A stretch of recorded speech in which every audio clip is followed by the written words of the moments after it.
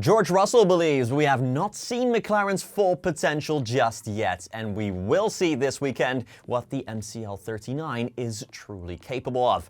Russell claims the McLaren is at its best in warmer conditions, with the first 3 Grand Prix of the season, of course, being driven in relatively low temperatures. Well, good morning and welcome back to another GP Fans news video, everyone. We post these throughout each and every week, as well as our weekly GP Fans specials, where we dive a little bit deeper into certain topics. If that at all sounds any good to you, please consider subscribing to the channel down below, as it helps us out a great deal. McLaren have clearly been the best team so far in 2025, with Lando Norris finishing first or second in all 3 Grand Prix and Oscar Piastri taking 2 podiums, including a win since his spin in Melbourne. The Woking-based team is already 36 points clear in the Constructors' Championship, while Ferrari have struggled massively and Red Bull have not scored a single point with their second car so far. Still, according to George Russell, the best version of McLaren is still yet to be seen. Quote, "I don't think we've seen the best of McLaren yet. It's been 3 cold races. We're wearing jackets here and last week in China. I think when we go to Bahrain, 35 degrees, and Saudi, 35 degrees, I think that's where we're going to see those guys excel. And we know we've always been pretty strong in the cooler conditions, so I'm keeping my feet on the ground. It's been a great first 3 races, 21 to go. It's still early days." Just days after Jack Doohan had his hard crash at Suzuka in FP2 of the Japanese Grand Prix, Franco Colapinto was seen testing for Alpine at Monza on Sunday.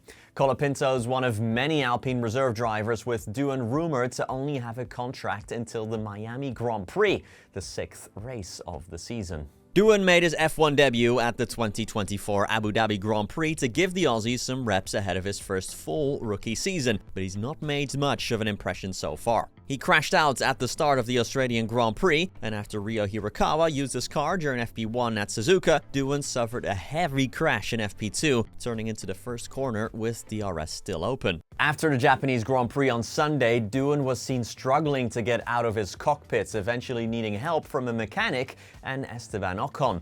Some people see this as Doohan pushing through the pain he suffered on Friday, as he knows that his seat is already under pressure from Colapinto, who Alpine of course signed on a long-term contract at the start of this year. On the same day as the Japanese Grand Prix, Colapinto took part in a TPC, a testing of previous cars on Monza in the 2023 Alpine. Paul Aron, one of the other Alpine reserve drivers, tested too on Saturday, with Doohan's seat seemingly under big pressure already. Should Colapinto step in and take Doohan's place, or does the Aussie need more time to prove himself? Leave us a comment with your thoughts.